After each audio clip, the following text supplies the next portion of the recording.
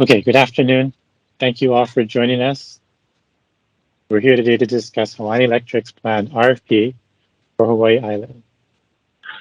My name is Greg Chimokawa, and I'm the manager of energy procurement in Hawaiian Electric's Renewable Acquisition Division. Next slide, please. So on March 18th, just a few weeks ago, Hawaiian Electric filed a second draft of the Stage 3 RFP for Hawaii Island after receiving guidance from the PUC. Today, we wanted to get into a little more detail about that draft RFP, including identifying information prospective developers can find useful, as well as pointing out items that have changed from the original October 15, 2021 first draft.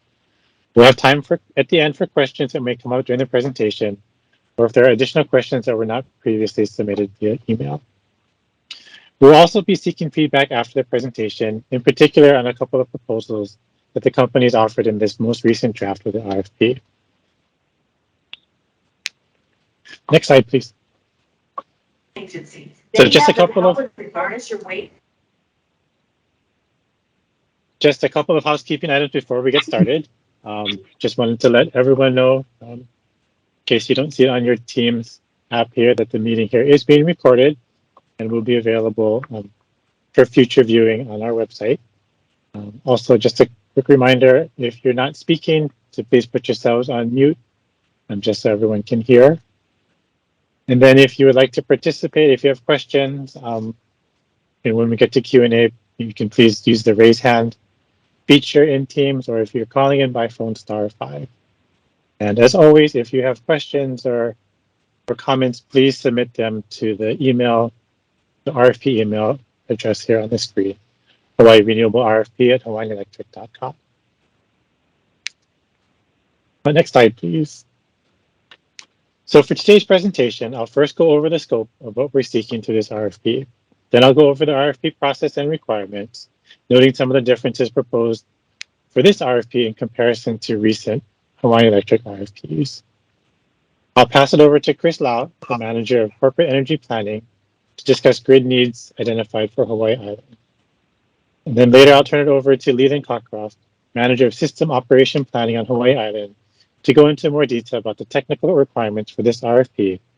And then over to JP Ogata, manager of conceptual engineering, to talk about interconnection costs and requirements in our updated RFP Appendix H. Then finally, I'll take it back to briefly talk about next steps before we open it up for questions.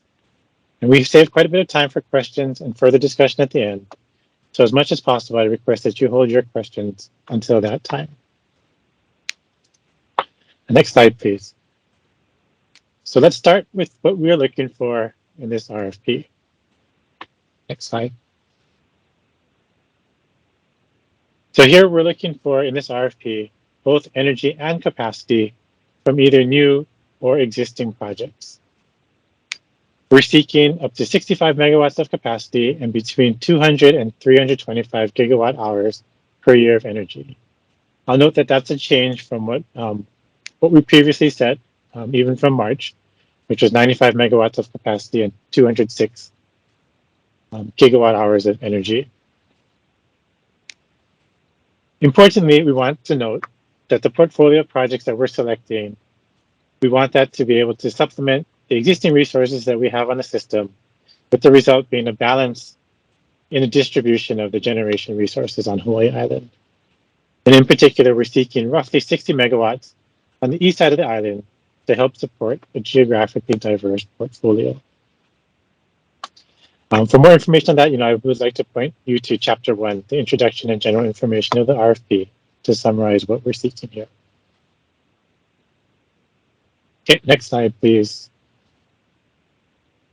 To aid in interconnectability of these projects, we're allowing interconnection to specific transmission lines and substations only through this RFP. Please refer to section 2.2.1 of the RFP for more information on the locations that we're offering interconnection to. They're also shown here on the screen. Now note that proposers may request a high-level map identifying these offered transmission lines and substations upon execution of a non-disclosure agreement. And to talk more now about the grid needs that we're seeking to meet, I'll pass it over to Chris Lau, Manager of Corporate Energy Planning.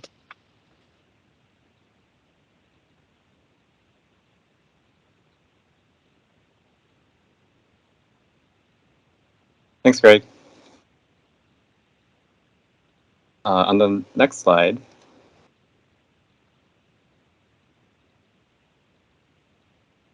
thanks. In the grid needs assessment that we had filed in July last year, we did provide daily charts that provide the expected dispatch of the Hawaii Island system, including the existing and planned resources, as well as the resources that we expect to procure through this RFP. And those are noted in these charts on the screen as new units in maroon. One thing to note from these charts is that these new resources from the RFP are expected to be flexible, and they may need to be dispatched, to meet the morning peak, the evening peak, may need to cycle off during the midday, or operate similar to a base-loaded resource and provide continuous energy throughout the day. The capacity value from these resources to meet the capacity target in this RFP will be determined by the hourly dependable capacity that's part of our energy reserve margin criteria, capacity planning criteria. And so overall, these charts were provided in the grid needs assessment to inform how developers, how we would utilize the resources proposed by developers in this RFP. On the next slide.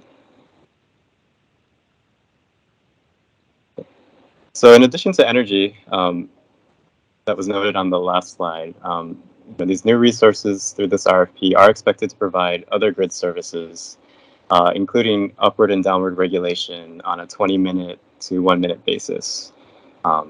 And this provision for regulating reserve is covered by the performance requirements in the PPA. The regulating reserve on that for upward and downward regulating reserve on a 20-minute or 1-minute basis will primarily be used to help balance the variability in variable renewables as well as load on the Hawaii Island system. On the next slide.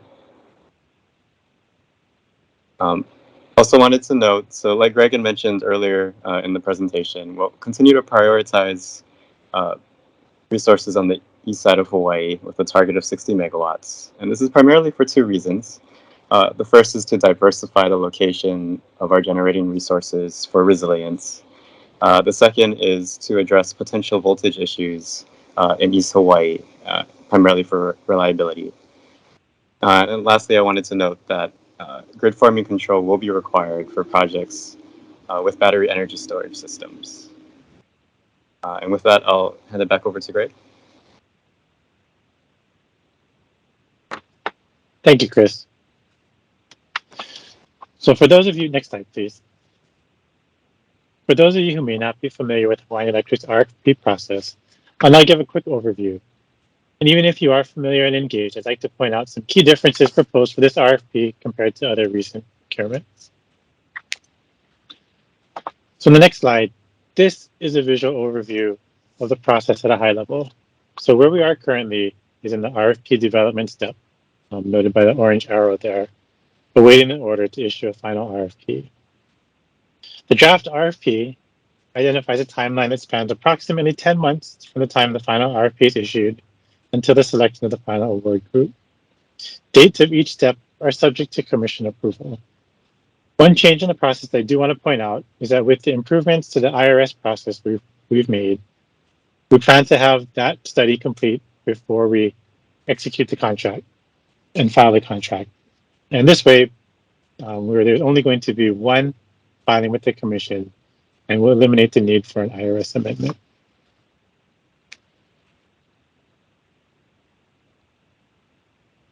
So next slide, please. So this here is a simplified overview of the RFP evaluation process, which is described in Chapter 4 of the RFP. This process is very similar to what's been used in the Stage 1 and Stage 2 RFPs, and currently in the CBRE RFPs as well. And as in those other RFPs, before we get to the evaluation step, there are two levels of screening that take place. First, the eligibility and threshold requirements evaluations. In the RFP, there's 16 eligibility requirements, as noted in Section 4.2. And then the threshold requirements are are also designed to screen out proposals that are insufficiently developed, lack demonstrated technology, or will impose unacceptable execution risks for Hawaiian Electric, and these are described in section 4.3. So all steps of the evaluation and the whole RFP process are done under the observation of an independent observer assigned by the commission. So then when we move to the initial evaluation step, this consists of two parts, a price and a non-price evaluation, and that's described in section 4.4 of the RFP. The combined price and non-price score of a proposal will determine which project or projects are selected to the priority list. The weighting of the price and non-price scoring are with the price accounting for 60% and the non-price score accounting for 40% of the total score. At the conclusion of both the net price and non-price analysis, a total score will be calculated for each proposal, and the sum of both the price and non-price scores described above will result in a ranking of proposals within each technology-based evaluation category. An initial pool of top-scoring proposals for each technology-based category will be determined with consideration for the electrical location of each resource. After the priority list is selected, the company will offer a best and final offer opportunity for proposals. All proposers will have the opportunity to update in a downward direction only the pricing element in their proposal in order to improve the competitiveness prior to being further assessed in the detailed evaluation phase. The best and final offer is described in section 4.6. So on the next slide, you can see each of the 11 non-price criteria included in this RFP, as well as the one new overall non-price criteria. In the left-hand column are the double-weighted categories, which are particular points of emphasis in this RFP. Note that there are several new categories that have been added to this RFP, largely based on stakeholder feedback received. Carbon emissions, land use and impervious cover, and technical model, which are noted here in red. Now I'll discuss all of these new categories in detail a little bit. I'd also like to talk a little bit about the two places where previous performance of a developer are looked at. There's an existing eligibility requirement that requires that there's no default, termination, or pending litigation. And now we're adding a new previous performance criteria, which is included as an overall non-price category. And this here is based on any underperforming actions by a proposer or its parent or affiliate in their interactions with the company. So for this, please just refer to section 4.4.2 of the RFP for the non-price criteria and evaluation. So moving on to new requirements in this RFP on the next slide, I'd like to go into a little bit more detail. And these were included in the draft that was circulated on March 18th. So first, on the next slide, if you've been following at all the progress of projects in our earlier RFPs and current events in general, it's clear that the market is much more volatile today than it has been in recent years. And so while we realize we can't fully address this issue, what we're proposing is what we think is a start. Hawaiian Electric's approach here is something that's been employed elsewhere that will allow for a one-time price adjustment based on the pricing provided at the best and final offer step, noted by the A in the circle right there. So a pricing adjustment based on the percentage difference in the gross domestic producer price index, the GDPPI, between the date of PUC approval and the best and final offer will be applied. And this increase, presuming it is an increase, will be capped at no more than 10%. And so this offering and this concept is described further in section 4.6.3 of the RFP draft. The next thing I'd like to talk about here on the next slide is a new non-price criterion, which was added at the request of the Commission and is structured a little bit differently from the other non-price criteria, as it provides only for deductions from the overall non-price score, where up to 400 points is possible to receive. So this new provision, which looks at only the last 5 years of interactions, is different from the eligibility requirement, which I noted earlier, and which still remains in section 4.2. That eligibility requirement is limited to terminations by the company and developer default and litigation, and does not include null and void declarations as permitted by the contract. There would still be exemptions included here and consideration taken for events of force majeure, and deductions here would be capped at 10 points. So again, this is described further in section 4.4.2 of the RFP.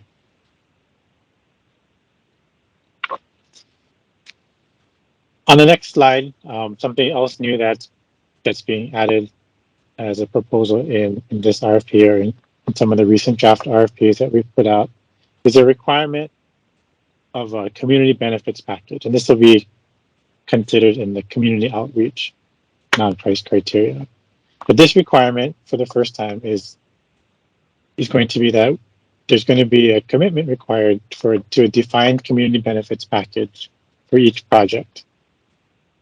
So at a minimum, we're asking the proposers commit to setting aside at least $3,000 per megawatt for the project, with a cap of up to $200,000 per year for community benefits. And this pot, will be directed to a nonprofit organization, such as the Hawaii Community Foundation, for distribution to the community to meet their targeted needs. So this is something that is now a requirement, and it'll be evaluated. The plan for implementing this will be evaluated as part of the community outreach non-price criteria. Two other new non-price criteria that I want to talk about a little bit on the next slide here are for carbon emissions and land use and impervious cover.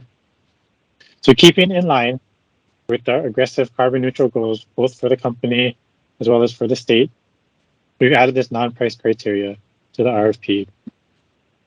So here we're asking the proposals identify the estimated amount of carbon emissions for the project that's proposed.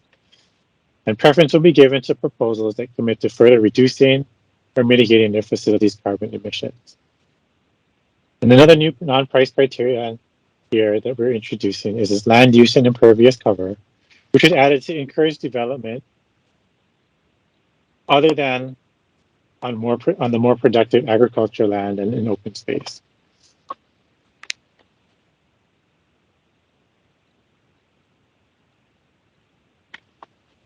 Finally, moving on to one more new evaluation criteria on the next slide here. And I know there are a lot of words here, but the intent of this criterion, the technical model review, is to address what's been one of the primary causes of delay in the IRS process. Delays or deficiencies in the models provided by project developers not only delay each individual project's progress, but can also end up delaying other projects as portions of the studies are completed as a group. The most recent version of this RFP still reflects the threshold requirement to check whether proposers have provided the required models and documentation to show that the proposers have successfully self-tested their models under various scenarios. The non-price criterion that's been added here grades the completeness and quality of the proposer's model documentation. The company also is keeping this step during the detailed evaluation to perform one cycle of model reviews to identify any issues in the models, and will allow for proposers to rectify any problems before the start of the system impact study, which will take place after final award. And so we'll note that in the red box there, that after the models are submitted, the IRS process itself includes a 30-day time frame for all the reviews to be completed before the group study gets started. And if for some reason a project or the models are not ready, the risk is that that project will miss out on being a part of a group study and will be subject to a standalone IRS with the attendant costs and schedule that go along with that.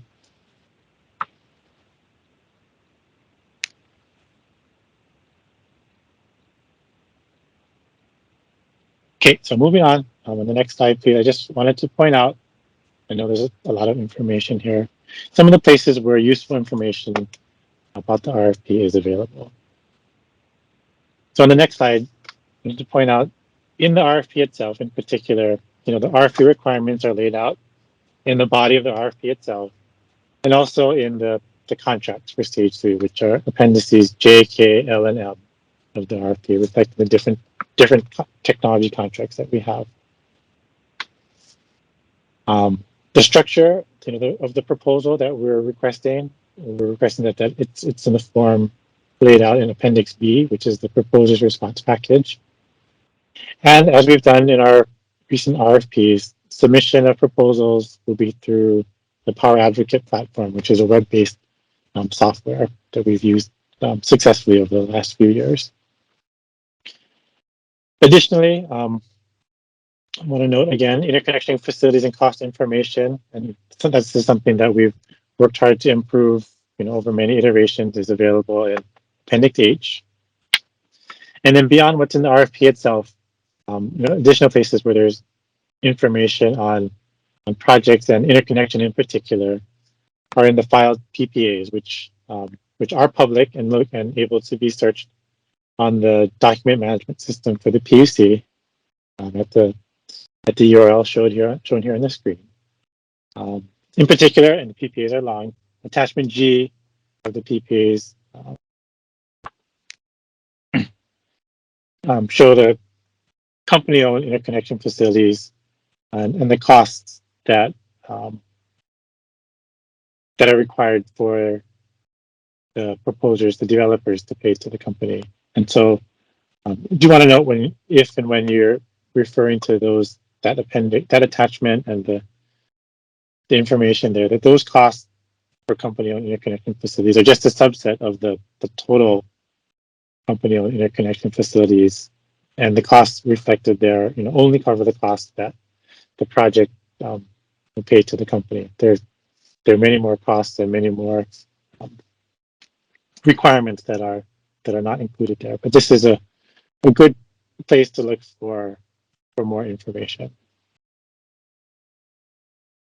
Also, we've worked hard to complete additional studies to determine available capacities on the lines and substations that we're offering in this RFP. And proposers are invited to request available megawatt capacity at specific proposed points of interconnection under the execution of a non-disclosure agreement, of course. So that NDA is available and it's included as Appendix E to the RFP. It can also be downloaded at the link here on the screen at the Hawaiian Electric website. And then, there are several documents that are available only after execution of the NDA. So the high-level map identifying the transmission lines that are offered in the substations. Also, attachments 3 to 9 of Appendix H, which show single line drawings of the substation interconnections that are offered. And then we also offer the EPC specifications for Hawaiian Electric power lines and substations, which is available after execution of both this NDA as well as a separate confidentiality waiver and hold harmless agreement.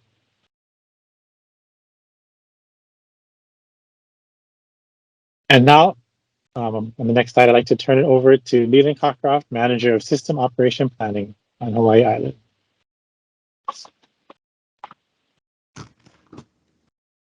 Okay, thanks. Hi, everyone.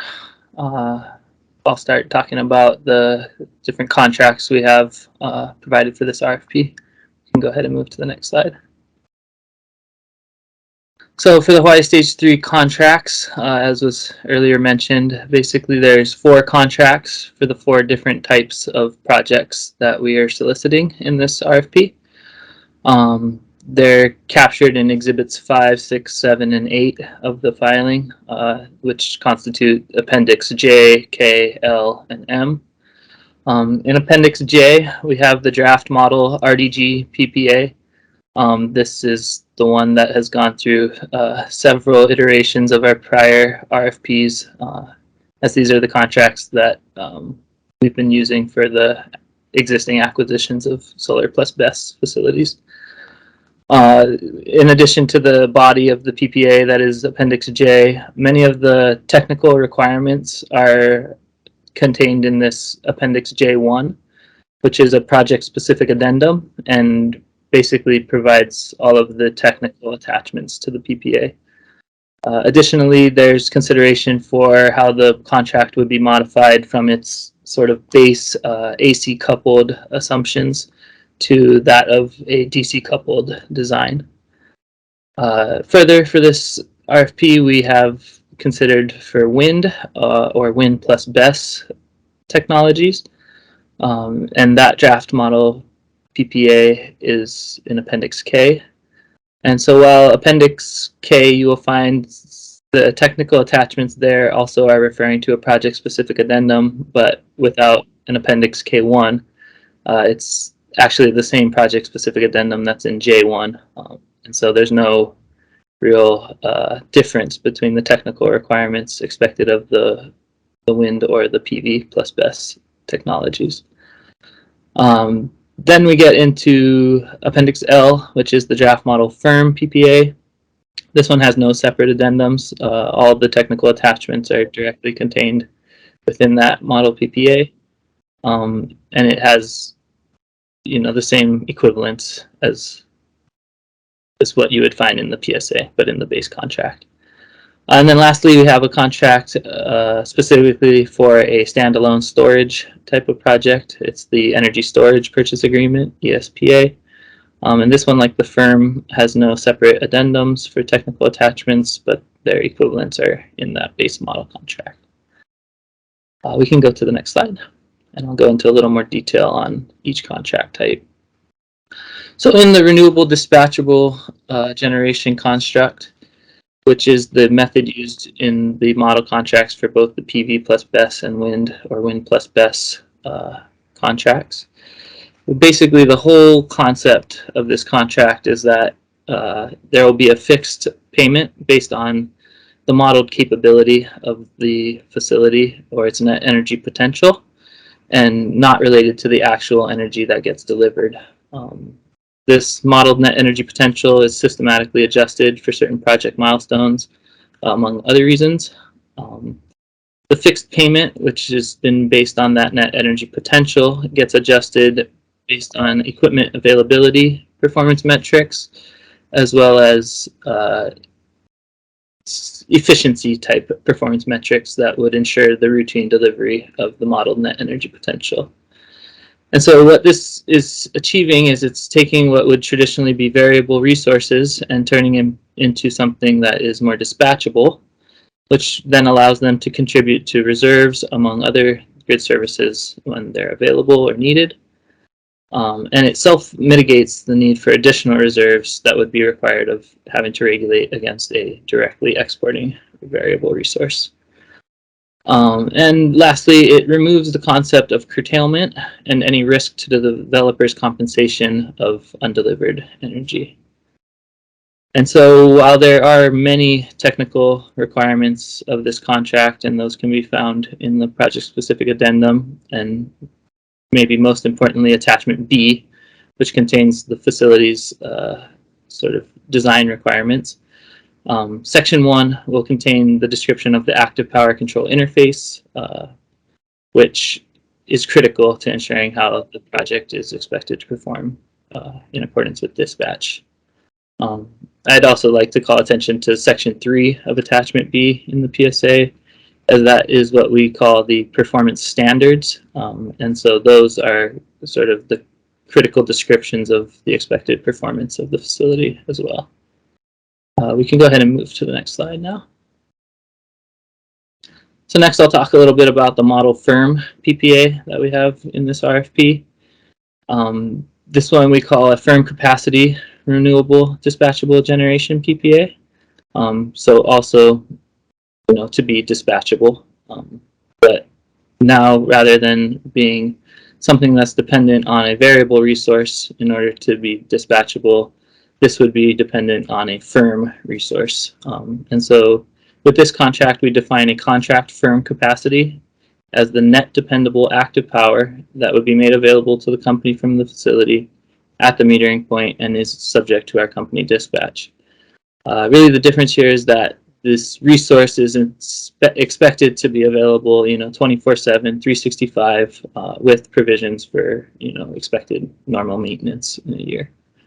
And so in this contract, we have kind of two concepts of a payment structure. The payment structure could be purely a capacity payment for the firm contracted capacity. That would be more similar to what we expect in an RDG contract, where there's really just a single monthly payment or annual payment.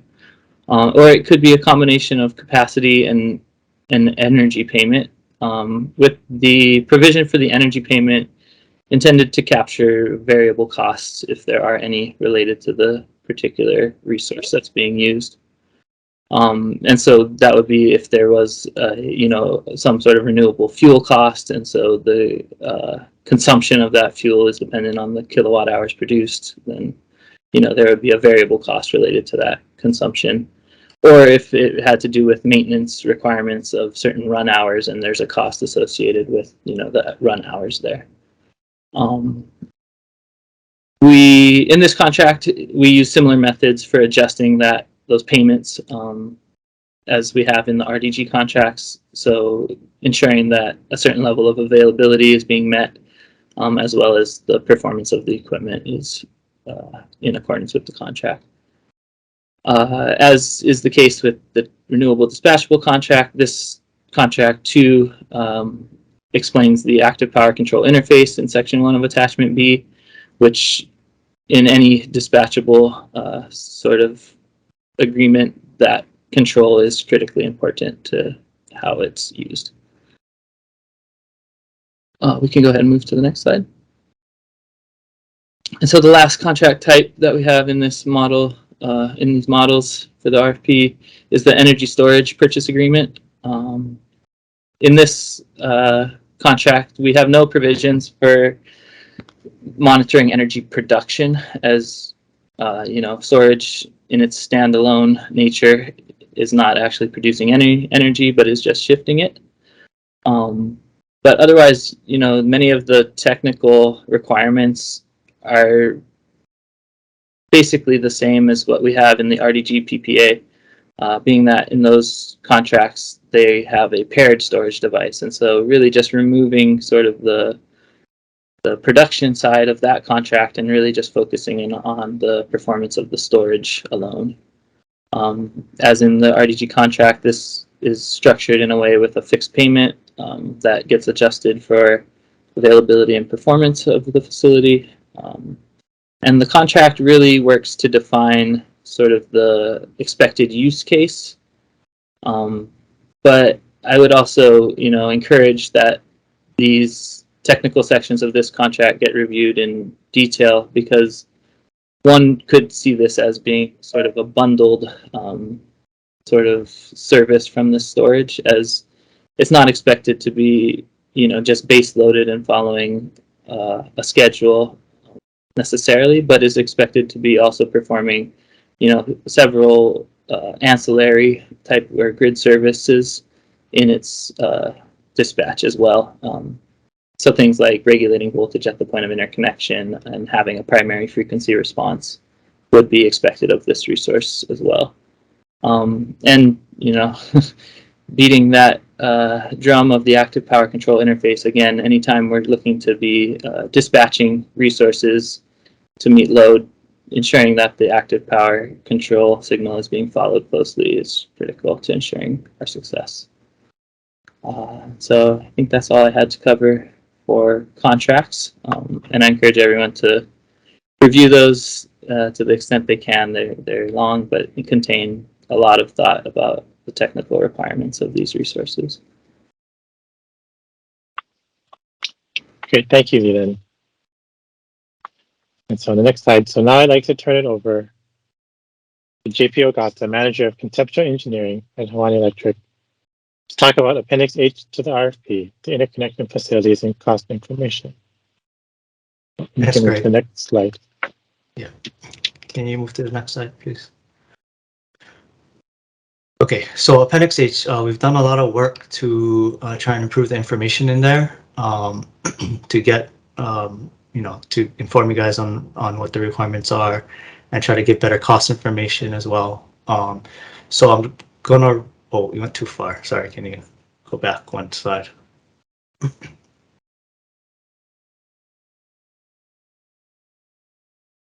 Yeah.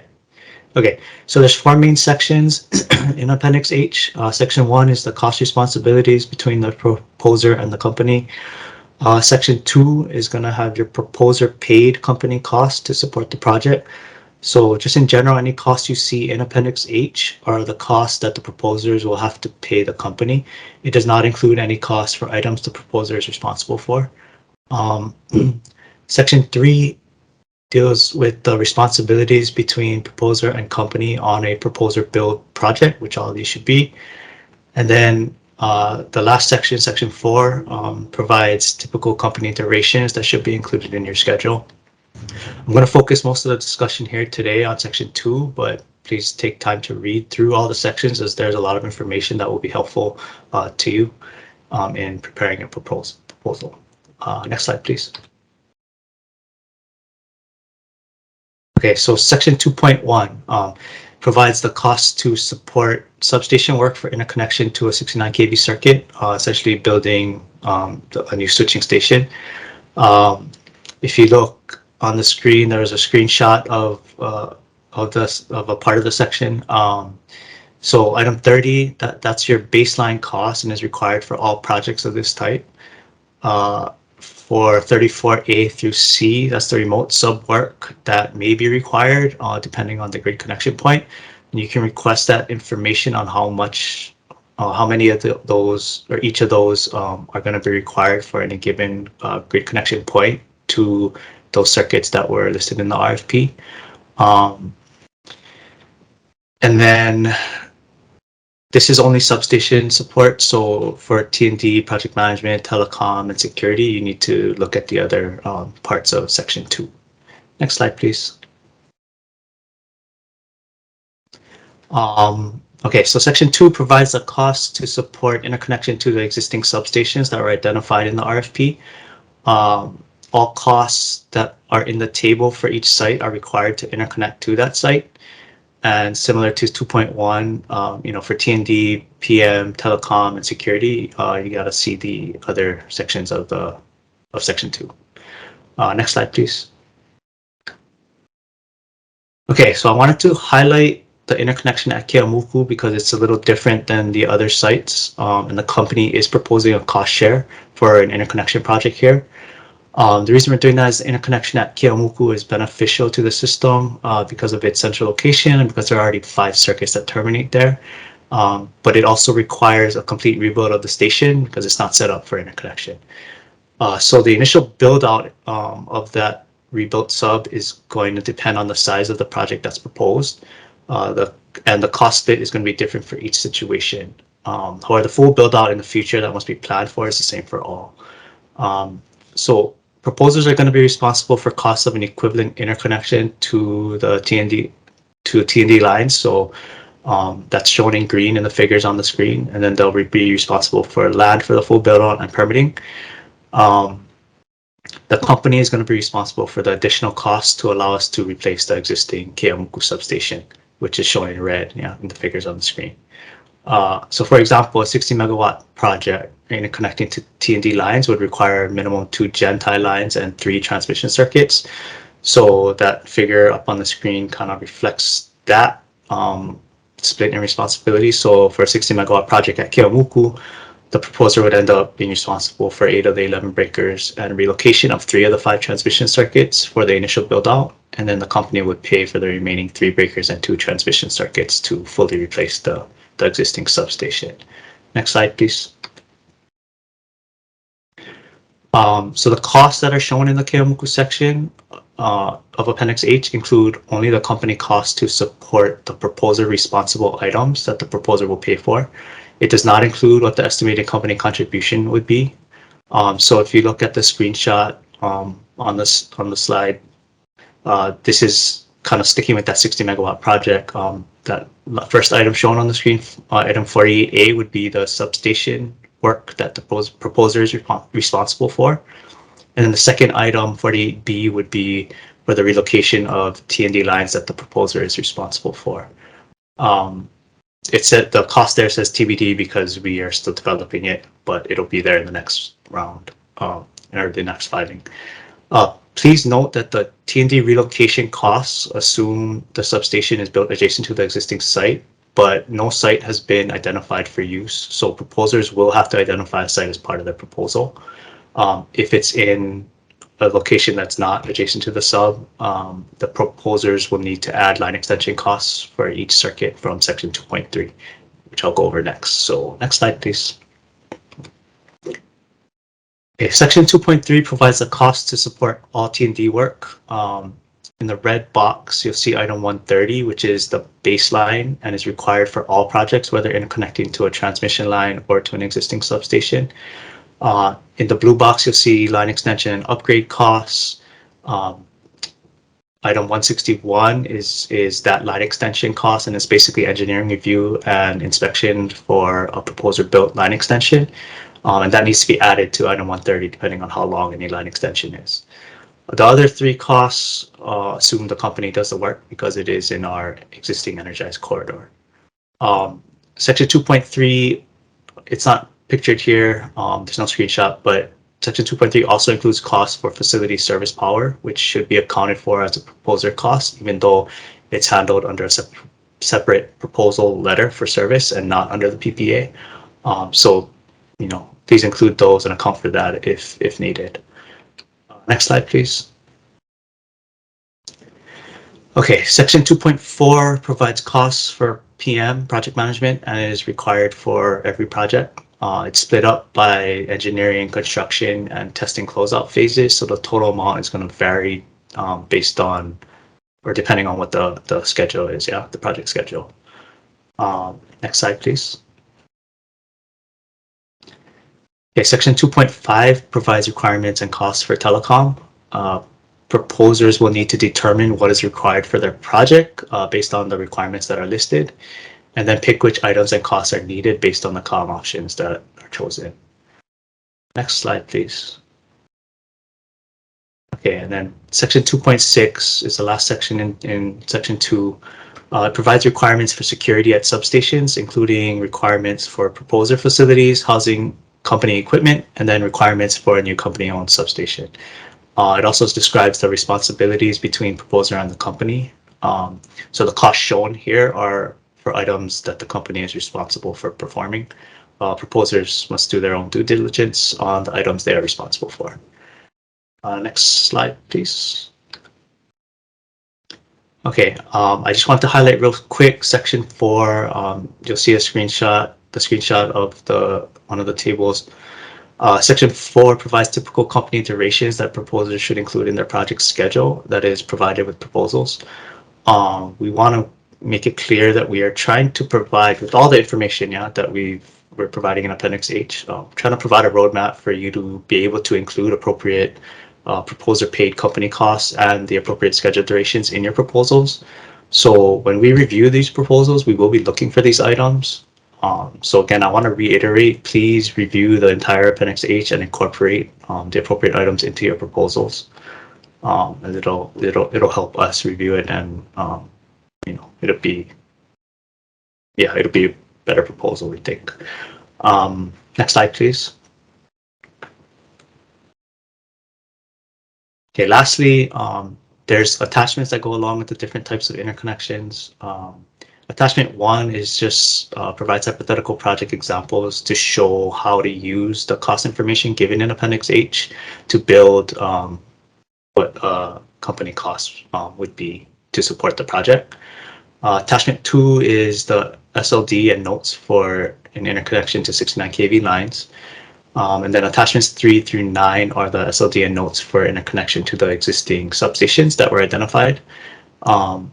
And those can be requested from the company after proposers sign an NDA, because those are the actual SLDs for the substation.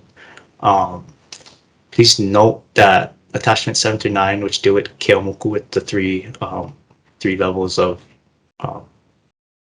depending on the size of the project, they're still in development, but just for high level layout, for now, you can refer to the previous Keamoku slide, as the SODs will be based on that. Yep. Next slide, please. Yeah, that's all I have. So thank you, and I will hand it back off to Greg. Great, thank you, JP. So now on to the next steps. The next slide here, please. So in the schedule we included with the March 18th filing, we had a date for an approval order to be issued next week, April 18th, and for the RFP to open on May 9th. And so we realized that we do want to give folks the opportunity to submit comments on items that we didn't ask for feedback for back in March. And thank you to those of you who have already submitted comments and questions. And so now in this updated schedule that I'm showing here, we're asking for comments on those items by April 22nd, which puts it a little bit more than a month after that March 18th filing. So from that, we'll aim to file a final draft, taking the comments received into consideration by May 31st, or by any date by which the commission determines. And so on that note, the subsequent dates that are shown here, after the final draft is submitted, will necessarily adjust based on comments received and that subsequent guidance from the commission. The next slide, please. And just finally, as a reminder, please submit any questions or comments to the RFP email address here, hawaiirenewablrfp@hawaiianelectric.com. And for latest status of the RFP proceeding, more information, Q&As, and of course the recording of this presentation once it's available, please refer to the Hawaiian Electric website for this RFP, hawaiianelectric.com/stage 3 Hawaii RFP. Okay, so next slide, please. That takes us to the end. There was a lot of information, but thank you all for your time and your attention. And I'll open it up now for questions.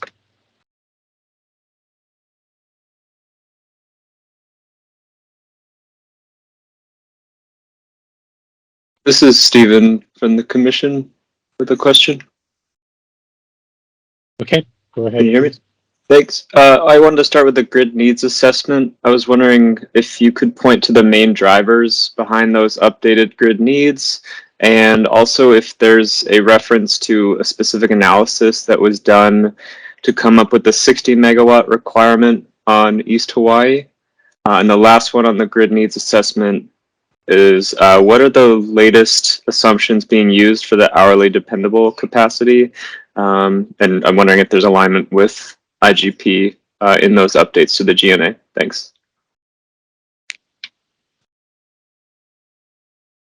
Thanks for your question, Stephen. So I think one of the main drivers between what we had filed in July versus what we're providing today was that the updated analyses account for I guess Poako withdrawing from the RFP process. Previously, it was included in the July 2021 GNA.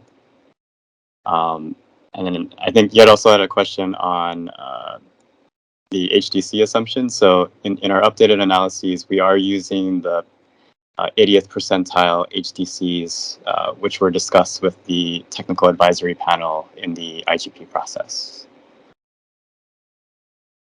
Did that address all of your questions? Thanks, Chris. I think the only part was the 60 megawatt requirement on East Hawaii. I was wondering if there's a specific model or analysis you can point to that resulted in that number. Yeah, I think Ken Aramaki is on. I don't know if you could chime in on that.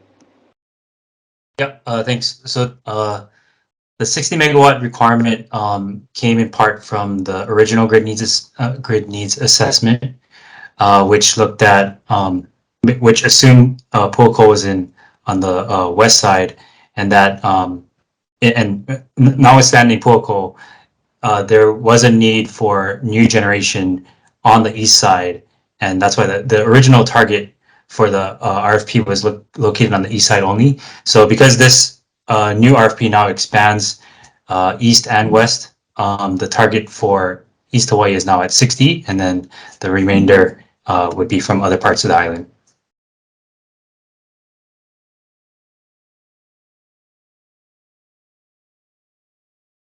Thanks, guys. And there's a related question in the chat. That's says for clarity, is the 60 megawatts of additional capacity requested in addition to all existing capacity being available in 2030, including Hamakua and Keauhole running on renewable fuels? Or is that baseline assuming that those facilities are retired?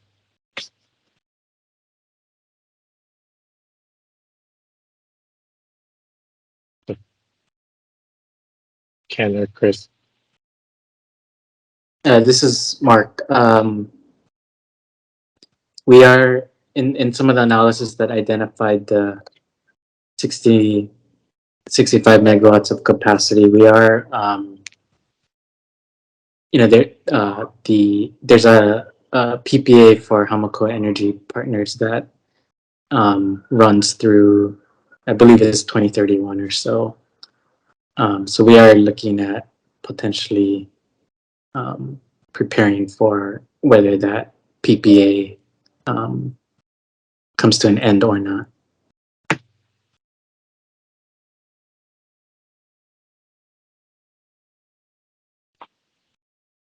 Okay, thanks, Mark. Hopefully that addressed the question. I see a hand raised here in the chat from Ren. Go ahead. Hey folks, thanks very much for the presentation. So I'm a little confused. Is the whole RFP for 60 megawatts, or are you just identifying what's the whole RFP capacity if 60 megawatts is preferred in East Hawaii?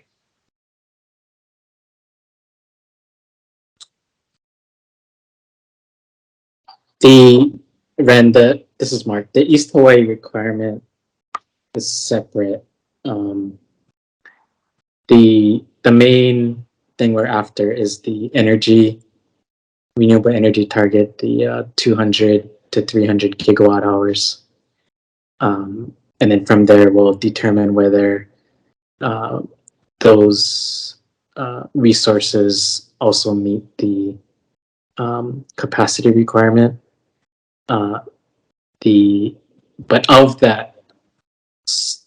that 200 to 300 gigawatt hours, I think what we're asking for is 60 megawatts in East Hawaii to be located there. So it's okay. So it's 200 to 325 gigawatt hours island wide, and then 60 megawatts of capacity in East Hawaii.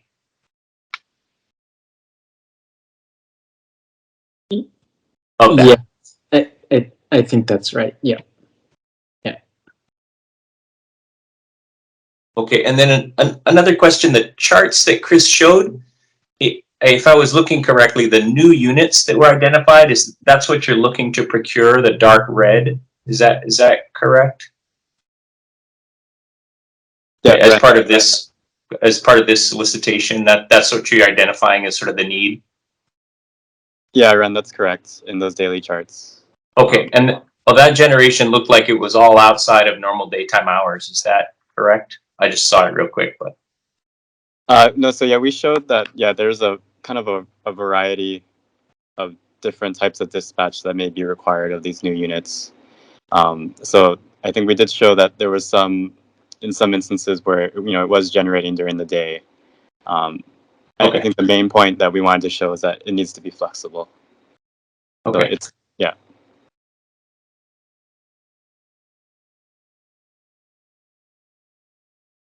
Okay. And then just one another question. It looked like there's going to be a deduction for projects that may be on agricultural land. Is that correct?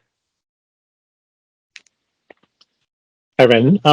No, it's a preference for projects not located on agricultural land. So it's on some place that's already developed, or on land zone that more intensive type of use, industrial, commercial type of land, but not a deduction. Not a point No. calculation. Okay. No, it'll be part of. You'll get a higher score on the non-price side for for a more preferable location. Okay.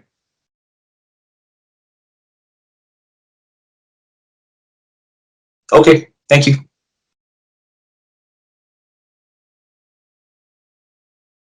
Okay. Okay.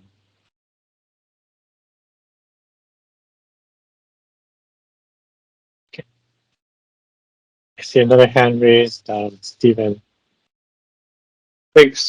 Just looking for a little bit more clarity with the geographic requirements about how sort of a portfolio or the selection group will be evaluated. Sort of, are you looking to meet the geographic requirement first, and then you'll look to fill out the rest of the energy requirements, or how is kind of cost going to be factored in to the company's approach to evaluating the geographic resource need?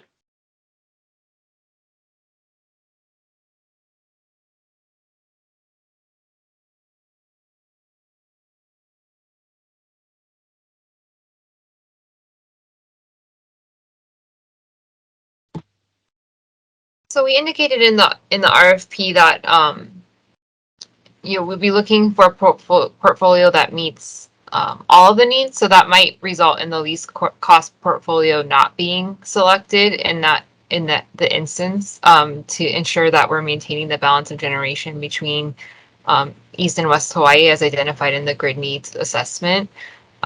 So cost is obviously still a large part of the evaluation, but in this instance, to ensure that that generation balance remains, the least cost portfolio may not be what is selected during the detailed evaluation.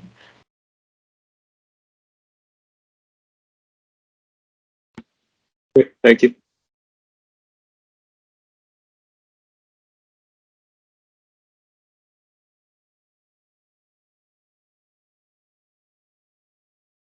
Okay, another question in the chat is when will we be prepared to release the Oahu Maui procurements? And so the Commission's most recent guidance at the end of March was that a draft of each of those RFPs be submitted by May 2nd. So that's the date that we were working towards. So we'll be filing drafts for Maui and Oahu Stage 3s on May 2nd.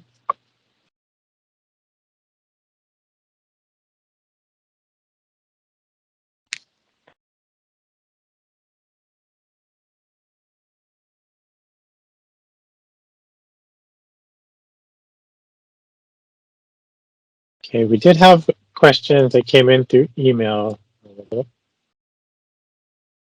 earlier. Oh, we'll take the hand raise first, Stephen.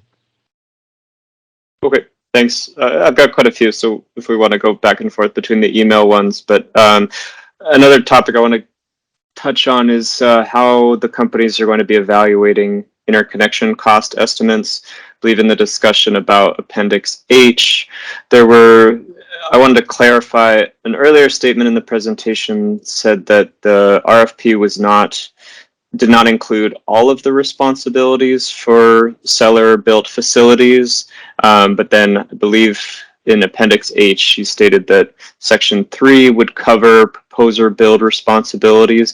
So are those responsibilities in Appendix H, Section 3, comprehensive for all of the requirements from the developer? And then could you go into a little detail on the evaluation criteria for the accuracy of interconnection costs in the bids? Yeah, thanks. I'll take the first one. So Section 3, when I say responsibilities for proposer build projects, it's mainly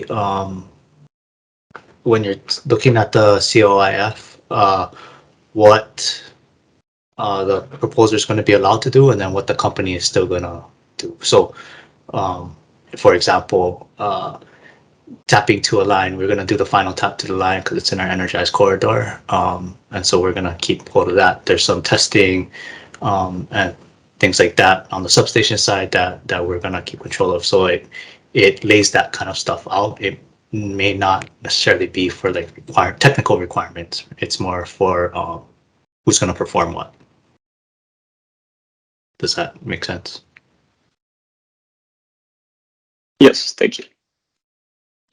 And then I think for the statement earlier in the presentation about what costs are included in attachment G to the contract, those are costs and requirements that the developer is responsible for and responsible for payment to the company for construction of those company-owned interconnection facilities. But I want to just note and to make clear that that doesn't cover all costs, right? All project costs or all interconnection costs. There are quite a few that stay on the project side that are not captured in the contract.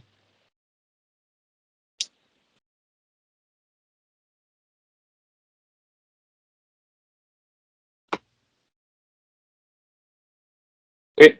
And then I think the last point was just on the evaluation holistically of all of the interconnection costs that the companies are requesting from the proposers and how they will review those based on the accuracy of their interconnection cost estimates. And I guess that's prior to the IRS being completed.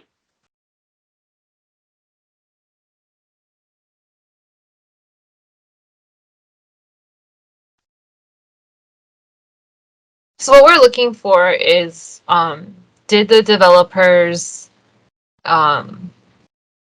read appendix, the information in the appendix that JP went through, and did they account for all of the costs that are there at a very bare minimum? Did they if they're proposing to tap, did they include all the costs that are shown in that exhibit and account for each of those things that needs to be done? So we're basically just looking to see, are they, at a very bare minimum, using all of the information that we're providing and accounting for all of those costs and not assuming that for some reason they don't apply to them or that they, or just not including them for whatever reason. We want to make sure that developers are, thoroughly evaluating the cost information we're providing and including each of those costs in their proposals.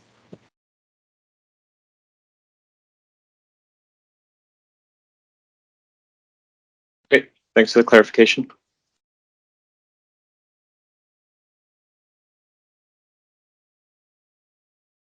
Okay, thanks, Becca. Another hand raised, Andre.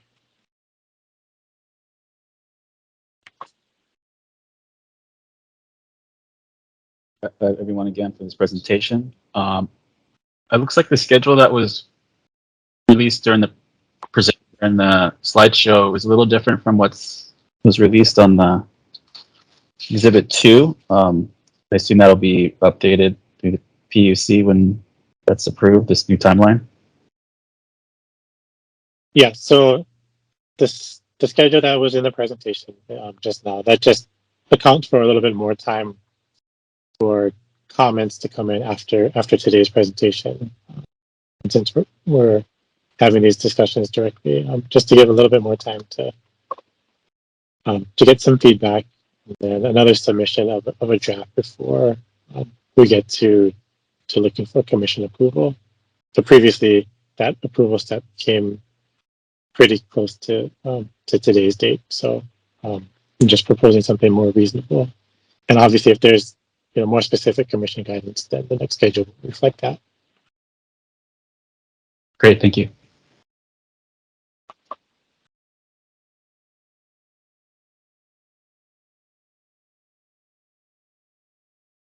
So I'll take the email question right now. There's a couple of related questions here related to line capacity and so this first part of the question is if both CBRE and Stage 3 projects can coexist at a single substation, subject of course to IRS and other mitigation. And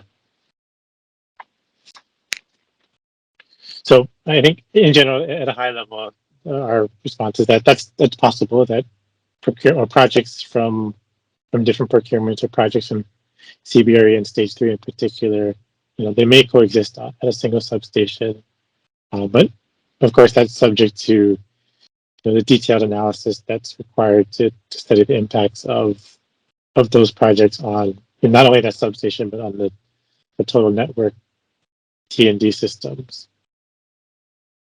So specific questions from here are, will substations that have existing PV interconnected along its distribution lines, either behind the meter or directly tied in, would they have any impact on the amount of capacity that can interconnect at the transmission level? And so the answer to that is yes. In general, all generation affects the power flows of the interconnected grid, transmission or distribution, and regardless of location.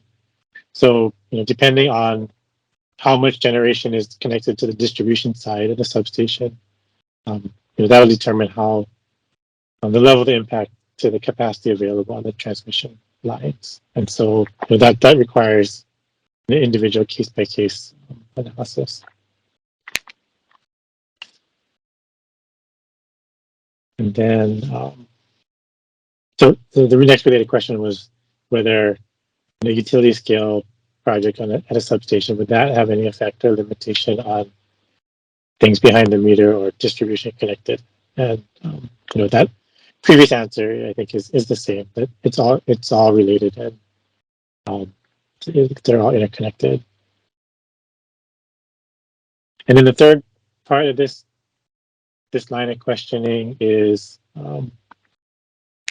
it gives an example if both distribution 12 kV and the transmission 69 kV lines have 2.5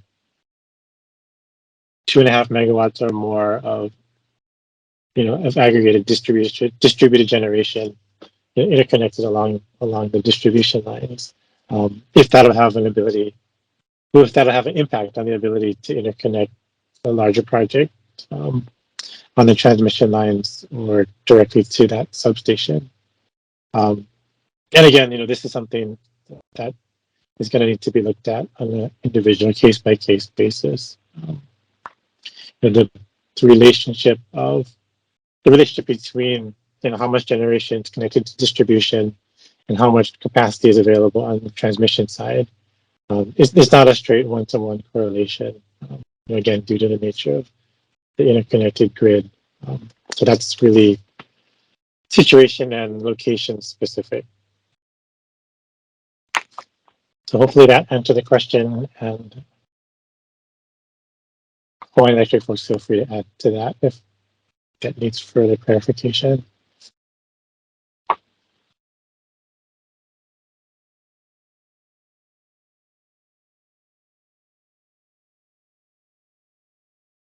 Okay, I see Stephen's hand raised again. Thanks. So along the lines of information that's provided with regards to transmission capacity and some of the maps that you discussed. So I believe in the RFP, it was said that the information is available to developers after they sign an NDA, but also following the issuance of the RFP. Could you clarify if that's correct? And if it is, sort of, what are the barriers to sharing that information with developers earlier in the process prior to issuing RFPs? And generally, what are the company's thoughts about having that type of information available to developers on a more ongoing basis rather than just when there's an RFP that's been released? So I think that statement in the draft is just reflecting the developing nature of the RFP. That information is available, or it'll be available, now after today. It doesn't necessarily need to wait for the RFP to be issued to share that information. It's just that the RFP terms and requirements, are not final until it's finally approved.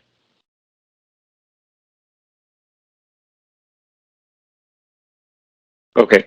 A follow-on from that, is there any information that the companies can recall being asked for from developers that the companies are not inclined to share, and if there's any information and if there's any explanation as to why some of that information is not able to be shared with the developers at that time?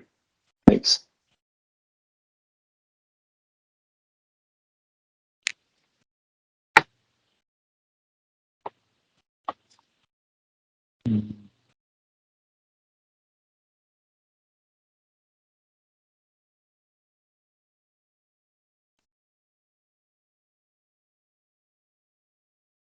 All right, can someone from the Hawaiian Electric team chime in here?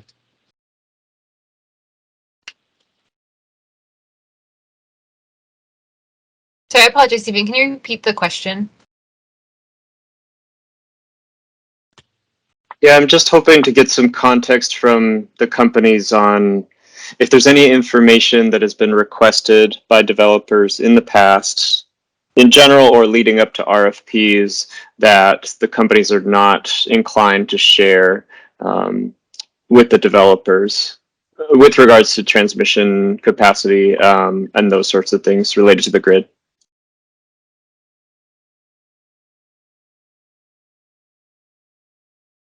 I can't say off the top of my head. I think in general, we try to share the information that we have available. I think what we've recognized in all of our RFPs is that without completing studies on each individual location or project details, we don't have all the answers up front. So I think we try to provide as complete of information as we can, subject to executing non-disclosure agreements. But there are limitations to what can be provided just based on what information is available.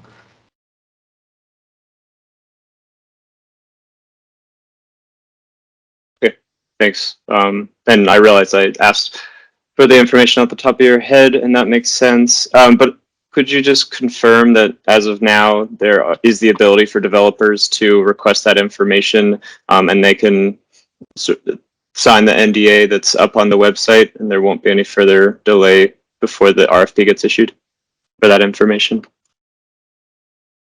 That's correct. I think the only thing, JP indicated there was one substation that we're still finalizing some costs for. It takes time to put together all of this information, but as of yesterday, they can request to execute NDAs, and we will begin providing information to them.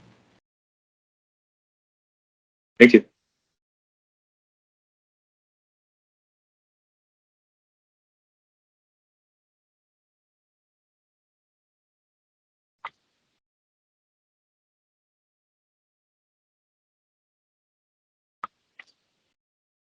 Okay, Red. Sorry, last one, Greg, promise. I just noticed the requirement that developers or IPPs provide funds to a nonprofit organization like the Hawaii Community Foundation to distribute to the community. We've been doing community outreach for a long time. We have done that sometimes, but most of the time it's through other means. I'm just not sure, where did that requirement come from, and how prescriptive is that? It seems very prescriptive, and that's not normally, that rarely have communities asked for that kind of benefit. So I'm just concerned that really is going to push people into a kind of community benefit that's not what the communities would want. So that's kind of goes against how we would normally do it. But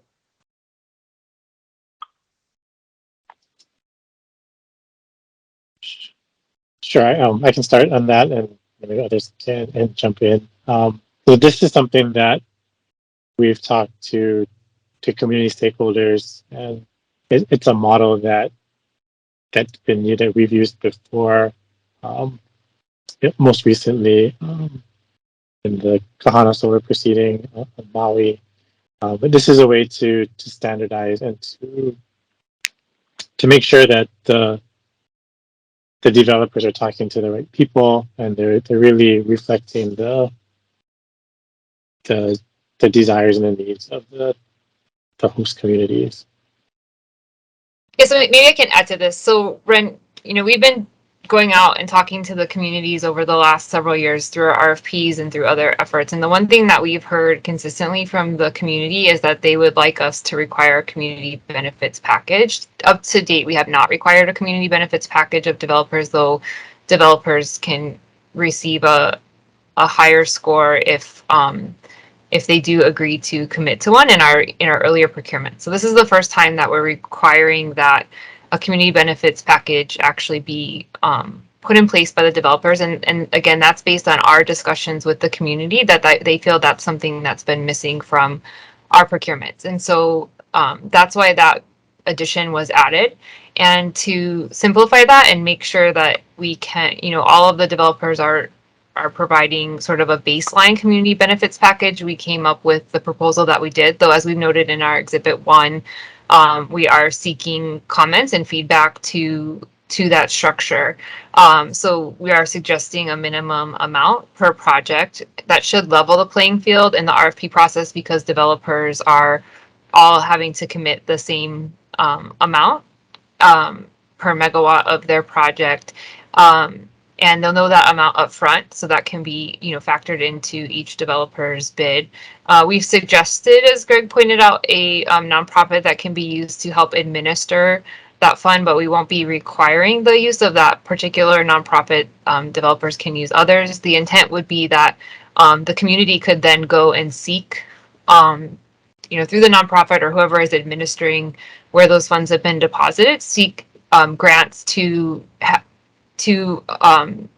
whatever community benefits they want for the community. If they want to seek grants to put AC in schools, if they want to seek grants to build new playgrounds, that money is there and available for them to seek those grants and wherever those funds are placed, whether it's with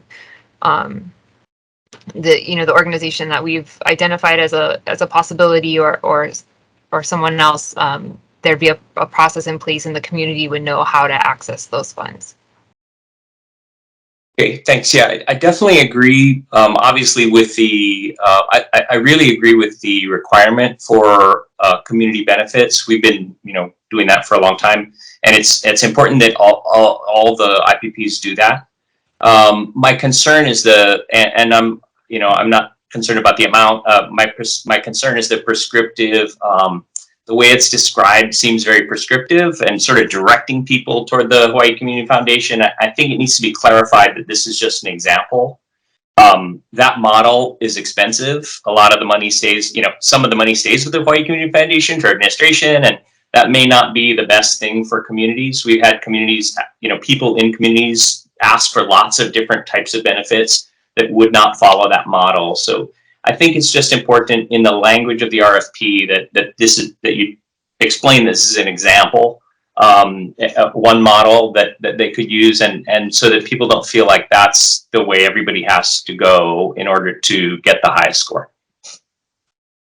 Yeah, I think either the organization is an example, but I think what we're looking to do though is that the amount is a base rent. So the amount that we're suggesting as part of the community benefits package, that would be a base requirement for all developers as we proposed.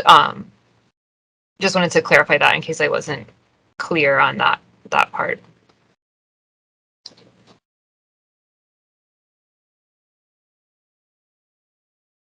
Sure, thank you.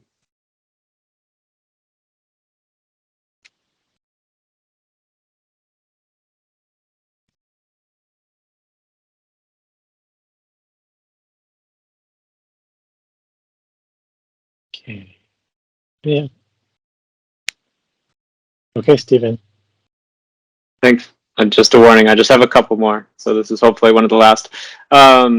This one is on the independent engineer that is referenced in Exhibit 1 of the draft RFP, but there wasn't a mention of that today. So just wondering where the companies are at with regards to if there's a plan to bring an independent engineer on board, and if there's any details of such a plan.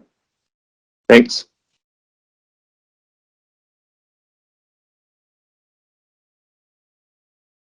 So I think, Stephen, to answer that question, we've proposed that to the commission, and we're waiting for further guidance from the commission on, if that was something that the commission found acceptable, if that was someone that, what we had proposed, I believe, in our draft was that we suggested that independent engineer could report to the independent observer, and I believe the independent observer is being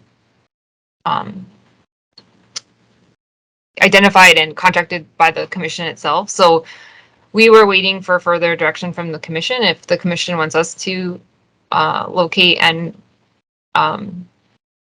procure such a resource, we're more than happy to. But I guess we were not clear how the commission wanted to set that up, or if the commission had agreed with our recommendation that independent engineer be sort of a subcontractor of the IO and report to the IO. Okay, that's helpful. Thank you. The other question I had is on the model checkout. So from the slide, that was helpful to see that there's a 30-day period for confirming that the models that are received are all in working order, and then there's sort of a backstop for models that are not received in working order within 30 days. Wondering if there's a justification or explanation for the 30-day period that was selected, if that was based on sort of historical performance of the developers bringing working models to the companies, or how that timeline was decided upon. Thank you. Yeah, I can take that one. And sorry, Sherry, can you go back to that slide? I forget which slide it is, so that we're talking about the same process. 22.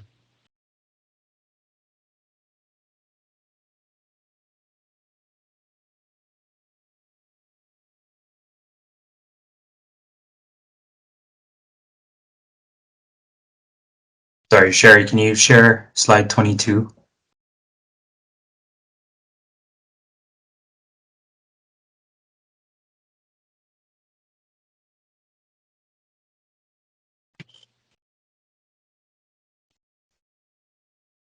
Okay, thank you. The 30 days you're talking about is after the final award group? Yes, that's correct. Oh, okay. Yeah, so this is kind of a typical requirement, this part, which is that after the final award group, that's when the IRS kind of overall process starts. And in that, we have a 30-day window for proposers to provide that. So what we found in the prior procurements was that because we the time this whole process started at that time, was that there was a lot of variation in what we've seen in the model checkup process, and so that's those time windows varied from some were able to complete it in 30 days, some were much longer than that to get through the model checkup process, and that's why we're some of those items are moved into I guess more left in this process. But yeah, 30 days is a typical cycle of review, typical time needed for a cycle of review. Okay, so I'm understanding that the model submission is sort of being moved up in the process to aligning with projects, proposal submission. Just wondering how much back and forth there is between the developers and the companies during sort of I know in the past it's been like a model validation period that precedes the model checkout 30-day period. So is there an opportunity for companies and developers to discuss, collaborate on getting those models into working order, or is sort of the first time that the companies will see the models be upon project submission or proposal submission? So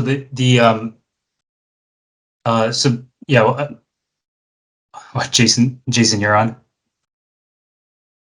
Yeah, so I think the first time we'll see it will be when we do the review at that priority list.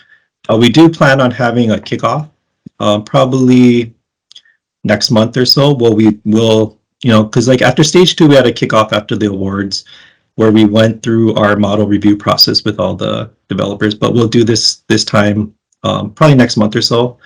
So at least we'll have our consultants available to answer general questions and talk through the model review process. They'll submit the models with their proposals. We'll do, documentation checks at the non-price evaluation. And then, when you get accepted to the priority list, we'll do an initial round of review so that we can get you feedback earlier before the final award group, so that it does give you time to make any fixes prior to that 30-day submission. And then after that 30 days, we go through one more round of review. So we'll review it and give you feedback as an iteration so that the 30 days after that, we can start the group study on time. Just so I'm clarifying that last bit, companies are anticipating to start the group study 60 days after the final award group is announced? Yes, because they have 30 days to submit models, and then we do a 30-day model validation time period. So 60 days. Okay. Yeah. Thank you.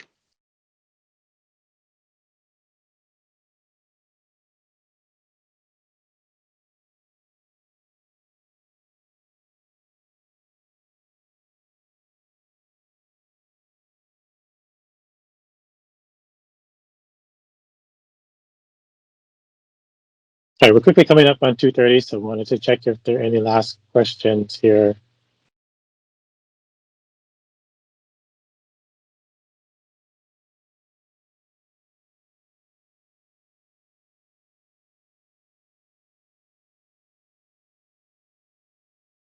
If possible, I've got 2 more, and that'll be the end of it. Okay.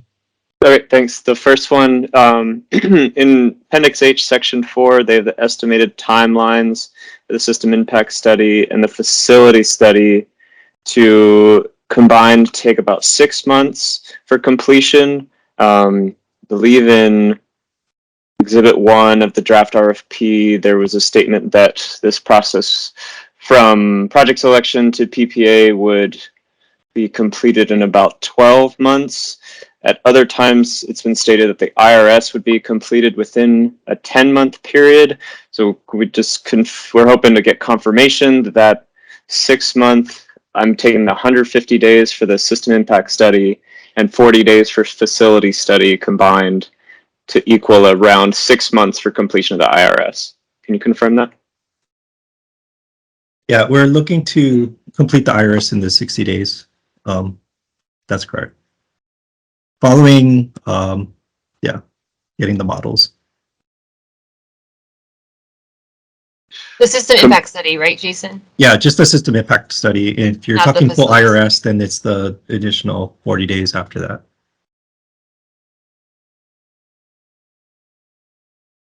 Okay, So I'm looking at the altogether- 150 days of system impact study following model acceptance, following the 60 days.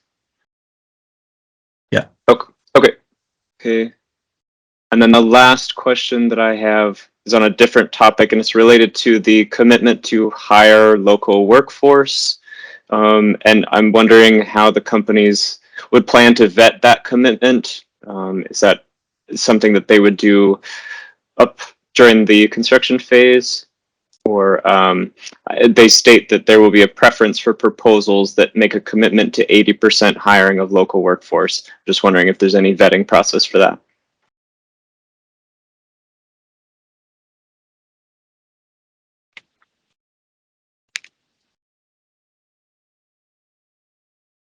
So for that, we're looking. I mean, we'll look at the commitment that's made in the proposal, and then in terms of vetting, I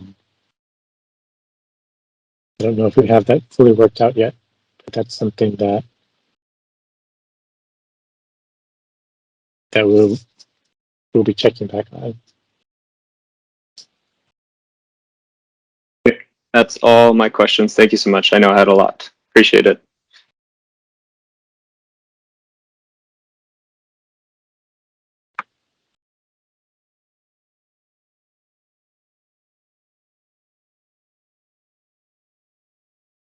Okay, there's one last. Oh,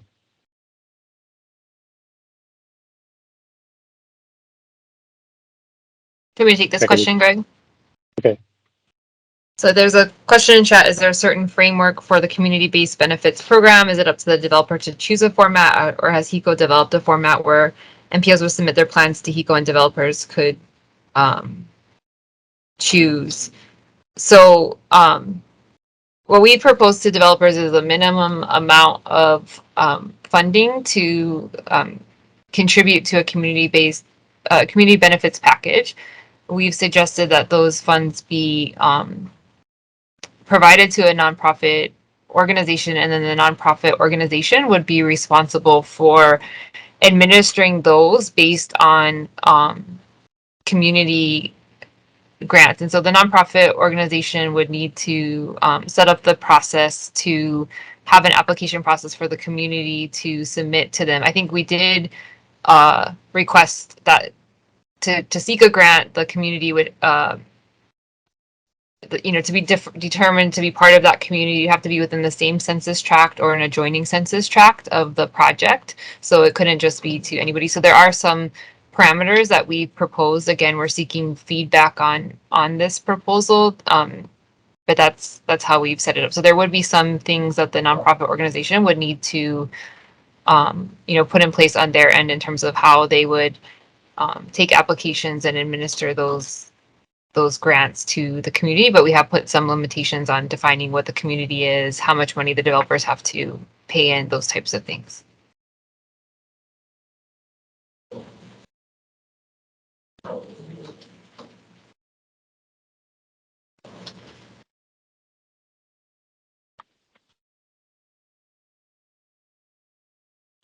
okay. Well, I just like. How do you want those comments?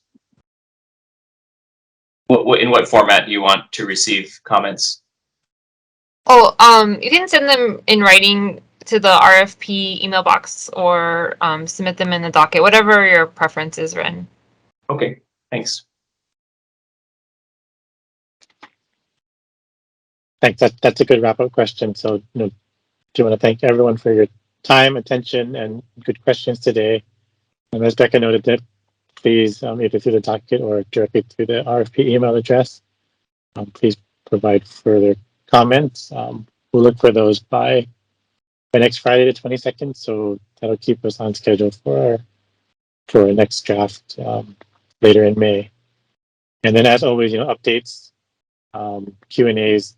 Please refer to the webpage for this RFP on the Hawaiian Electric competitive bidding website.